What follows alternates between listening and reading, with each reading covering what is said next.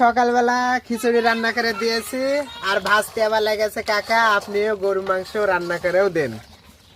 তো আমি গরুর মাংস রান্না করা প্রায় হয়ে এসেছে, মানে ভিডিও ধরতে পারিনি, মোবাইলে চার্জ ছিল না, তো কি বলে এসে আবার ভিডিও ধরছি।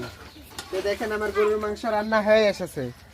আর মানে খাবার লেগেছে সকালের, পাঠে আবার কি আবদার করেছে জানেন, ও দেখেন কাঁচা হলুদের ভর্তা খাবে।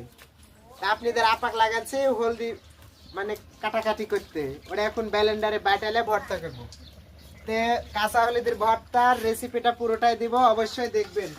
তো আমার মাংস রান্না হয়ে গেছে, আমি এখন তো ধনে জিরার গুঁড়া দিয়ে মাংসটা নামালে এখন হলদিটা ব্লেন্ডারে বাটে নিব।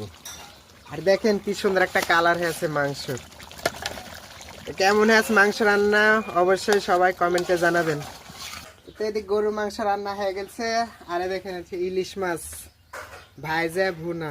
আমার ভাই যদি পাট লাগে তো মনে করে পাটে কি খাওয়াবে আর কি না খাওয়াবে। এদিক দই মিষ্টি আনা খেয়েছে, মানে আজকে শেষ বরবন্দা।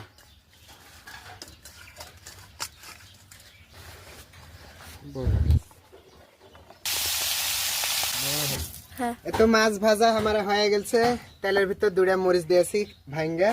আর দেখেন সব মশলা সাজালেছি, পেঁয়াজ পিসা ব্লেন্ডারে পিষে নিয়েছি। আমি এখন সব মশলা দিয়ে দেবো। আমার মশলা কষানো হয়ে গেছে, আমি এখন পরিমাণ মতো পানি দিব। তো শুকনো মরিচও দিয়ে দিব, দিয়ে ব্লেন্ডারে বেটে নিব। হাতে পিসা সম্ভব না, মরিচ আছে যেহেতু। আমি এখন মাছগুলো দিয়ে দিব।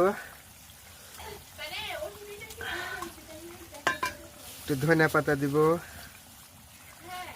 ধনিয়া পাতা গুলো লাল লাল হয়ে গেছে, ফ্রিজে রাখা ছিল।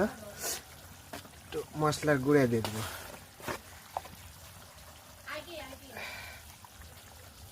আমার ইলিশ মাছ রান্নাও হয়ে গেছে, আর দেখেন কি সুন্দর হয়েছে। এখন কাঁচা হলুদের ভর্তা বানাবো।